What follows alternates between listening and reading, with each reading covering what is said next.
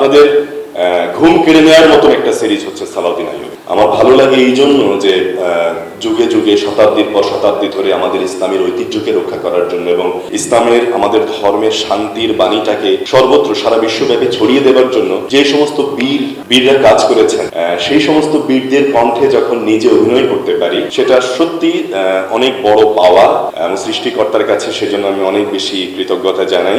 এর আগে আমার যেমন আপনারা অনেকেই জানেন যে দিল্লিস আর্তগোলের কথা শুনেছেন, সেখানে আমি আর্তগোলের চরিত্র অভিনয় করতে পেরেছিলাম।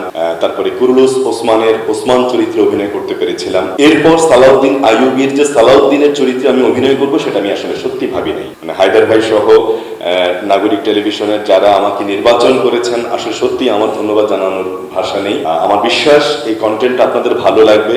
ইতিমধ্যে আপনারা অলরেডি মানে 2টা পর্ব দেখেছেন। মানে আমরা মনে হয় সংক্ষিপ্ত করে আপনাদের সামনে দেখানোর চেষ্টা করেছি। যেটুকু দেখেছেন আপনারা যদি কন্টিনিউ পুরোটা দেখেন এবং প্রায় 200 পর্বের মতন 2টা সিজন মিলে আপনারা যদি রেগুলার দেখেন, আমার মনে হয় ওই যে বাবু ভাই বলছিলেন যে ডাক্তারের কাছে যেতে হয়েছে তার ঘুমের প্রবলেমের জন্য।